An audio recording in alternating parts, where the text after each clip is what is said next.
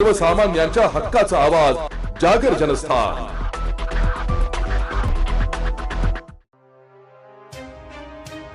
मूर्तिजापूर बार्शी टाकळी तालुक्यातील शेतकरी आता अतिवृष्टीच्या मोठ्या संकटात सापडले।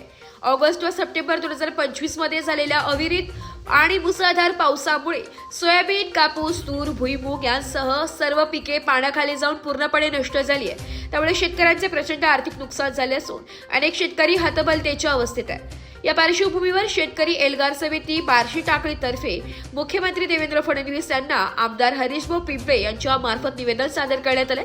निवेदनात शेतकऱ्यांनी नमूद केलंय की आमच्या शेतजमिनी ओसाड झाल्यात, वर्षभर कुटुंबाचा उदरनिर्वाह करणे कठीण झालंय। शासनाने तातडीने मदतीचा हात द्यावा। शेतकऱ्यांनी तहसीलदार बार्शी टाकळी यांच्याकडून तातडीने सर्वेक्षण करून खरी नुकसान भरपाई देण्याची मागणी केली आहे। या निवेदनावर महादेव सदाशिव गावंडे, किरण ठाकरे, संतोष सोनखके, बाळू गायकवाड, संजय ठाकरे, श्रीकृष्ण जानोरकर, सुरेश वानखडे, गणेश तायडे यांच्यासह शेकडो शेतकऱ्यांनी सह्या करून आपली व्यथा मांडली आहे।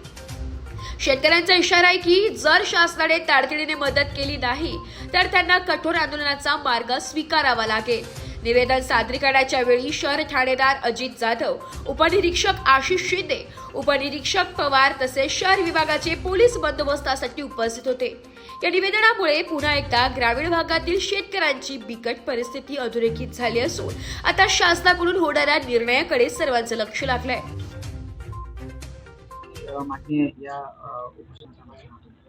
या उपोषणाच्या माध्यमातून साहेब एवढंच सांगायचं आहे की या सप्टेंबरमध्ये 26 आणि 27 तारखेला जी अतिवृष्टी झाली खूप मोठ्या प्रमाणात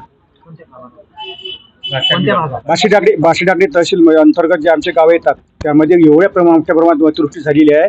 त्या अतिवृष्टीमध्ये शेतकऱ्यांचं संपूर्ण नुकसान झालेलं आहे। सोयाबीन, कपाशी पूर्ण म्हणजे अशी जमीनदोस्त झालेली आहे। त्यामुळे एवढं नुकसान आहे की ते शासनाने मदत जरी केली तरी ते भरपाई होणार नाही साहेब।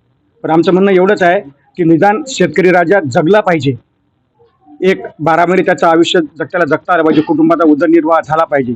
यासाठी फक्त आमची हात जोडून विनंती आहे सरकारला, मदत तर जाहीर करावंच लागेल त्यांना, पण संपूर्ण कर्जमाफी पण त्यांना करावंच लागेल, कारण हीच योग्य वेळ आहे संपूर्ण कर्जमाफीची। याच्यापेक्षा जास्त अंत पाहू नये गव्हर्नमेंटनं, एवढी आमची हात जोडून विनंती आहे। हा असा जो हे आंदोलन आहे किंवा उपोषण आहे हे जोपर्यंत मागणी पूर्ण होत नाही तोपर्यंत असंच राहील। हो बिलकुल, आम्ही इथून बसलेले राहणार आहे, आम्ही उठणार नाही जोपर्यंत आम्हाला इथून काही मिळत नाही। आम्हाला समाधान होईल त्याप्रमाणे समाधान होत नाही तोपर्यंत, जे आम्हाला काही आमचं समाधान होत नाही तोपर्यंत आम्ही इथून उठणारच नाही।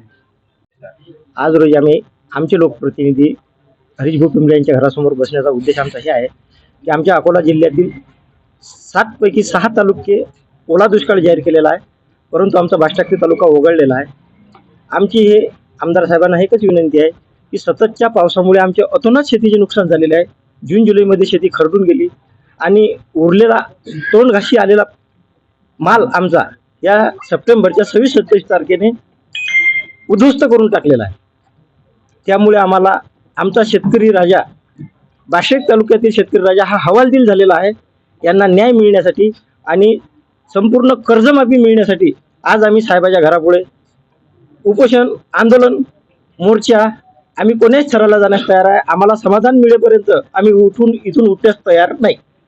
काय सांगाल तुम्ही आज ज्या प्रकारे साखळी उपोषणाकरता आमदार महोदयांच्या घरी लढलेले आहात, काय नेमकी मागणी आपली? सततच्या जून जुलैच्या पावसामुळे आमच्या तालुक्यातनी अति प्रमाणात पाऊस झाला, त्यामुळे नदी नाल्याच्या पावसामुळे पुरामुळे आणि भरपूर पाण्यामुळे पिकं भरपूर खरडून गेले आणि आमचा तालुका वगळण्यात आला आणि तालुक्यात एकाही शेतकऱ्याला मदत मिळाली नाही। त्याकरिता आम्ही आमदार साहेबाच्या घरी हे आंदोलन करण्याचं आज ठरवलेलं आहे। आम्हाला जिथपर्यंत न्याय मिळत नाही, शेतकऱ्याला आमच्या तालुका अतिवृष्टी जाहीर होत नाही, दुष्काळ जाहीर होत नाही तिथपर्यंत आम्ही इथून हलणार नाही। काय सांगाल भाऊ, आज ज्या प्रकारे बार्शी टाकळी तालुक्यातील शेतकरी यांच्या मागणी घेऊन या ठिकाणी हे आंदोलन करताय? आपल्या सगळ्यालाच माहीत आहे की 2025 हे नैसर्गिक आपदा असं वर्ष आलेलं आहे। संपूर्ण देशात, राज्यात आणि माझ्या मूर्तीवर मतदारसंघातही याच्या कोणी सुटलेलं नाही आहे। आता आपण पश्चिम महाराष्ट्राचे हाल पाहिलेच आहे। पश्चिम महाराष्ट्रावर थोडं जास्त आहे, पण त्या पद्धतीने आमच्या अकोला जिल्ह्यात आणि माझ्या मूर्तीवर मतदारसंघात खास करून बार्शी तालुक्यातही मोठ्या प्रमाणावर शेतकऱ्याचं नुकसान झालेलं आहे. पहिले जून महिन्याले जो पाऊस आला धो त्यामध्ये नदी नाल्याच्या पुरामुळे शेती खळून गेली, पिकाचं नुकसान झालं, काही पीक दबलं. नंतर जुलै महिन्यातही मोठ्या प्रमाणावर पाऊस झाला, त्याच्यातही शेतकऱ्याचं नुकसान झालं. कसं तसं ऑगस्ट नंतर सप्टेंबरमध्ये पिकं थोडे चांगले दिसू लागले होते, पण 24 सप्टेंबर आणि 27 सप्टेंबरला संपूर्ण जिल्ह्यात ज्या पद्धतीनं धो पाऊस आला, जसं धगफुटीसारखं पाऊस येते त्या पद्धतीनं माझ्या मतदारसंघात पाऊस आलेला आहे. आणि बारशागडी तालुक्यात 65 मिलीमीटरपेक्षाही काही ठिकाणी सारकिनी, हातोला अशा तालुक्यात मोठ्या प्रमाणावर माझ्या शेतकऱ्यांचं नुकसान झालं आहे. यामध्ये पराठी, सोयाबीन आणि तूर याचं अतोनात नुकसान झालेलं आहे. काही ठिकाणी तर गुराढोराचं नुकसान झालं आहे, घराचं नुकसान झालं आहे. आणि 2 पूर आल्यामुळे माझ्या मतदारसंघात 2 जण वाहून सुद्धा गेले होते. एक आपल्या कंजऱ्याला गेले होते आणि एक खोळदले गेले आहे, आपल्या सगळ्यांनाच माहीत आहे. तर माझी शासनाला विनंती आहे, कारण शेतकरी हा आस लावून बसलेला आहे. माननीय मुख्यमंत्री साहेब हे शेतकऱ्यांचे कैवारी आहे. मी 24 आणि 27ला माझ्या मतदारसंघात जो पाऊस झाला त्याचं निवेदन मी तहसीलदार साहेबांनाही सांगितलं आहे, मुख्यमंत्री साहेबांनाही पाठवलेलं आहे. आणि तात्काळ माझ्या मूर्त्यावर मतदारसंघातील बारशागडी आणि मूर्त्यावर तालुक्यातील शेतकऱ्यांच्या शेतीचं जे नुकसान झालं त्याचे पंचनामे करून येणाऱ्या डिसेंबरमध्ये तात्काळ मदत देण्याच्या संदर्भात मी पाठपुरावा करून राहिलो. माझी शासनाला विनंती आहे, यावेळेस शेतकऱ्यांना आपल्याला आधार द्यायचा आहे, कारण कधी नाही असा अवकाळी पाऊस. आणि पहिले सुरुवातीचे जे पाऊस होत होते ना ते झळ्या लागत होत्या, पण आता असं राहिलं नाही. एक 10-20 मिनिटात असा पाऊस पडते की 1 महिन्याभराचा पाऊस 20 मिनिटात पडून जाते. ही आजची ग्लोबल वॉर्मिंगमध्ये झालेली परिस्थिती आहे. तर नैसर्गिक आपदा म्हणून 2025 खरं तर हे घोषित करायला पाहिजे, कारण ज्या पद्धतीनं पंजाब, हरियाणा आणि आपलं राजस्थान, पश्चिम महाराष्ट्र आणि आमचा मतदारसंघही काही त्यातली सुटलेला नाही आहे.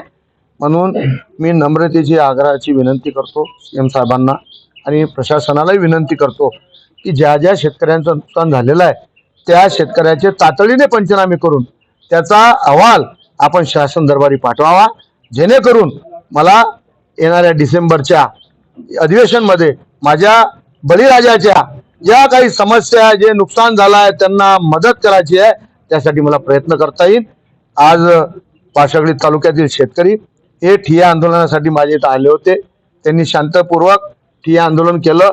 त्यांच्या व्यथा आणि त्यांच्या झालेल्या नुकसानाचं संपूर्ण कथन त्यांनी माझ्या सामने केलं आहे. आणि मी मतदारसंघात फिरत असल्यामुळे मला त्याची जाणीव आहे. आणि मी एक शेतकरी आहे, कारण माझ्याही स्वतःच्या पराठीचं मोठं नुकसान झालेलं आहे.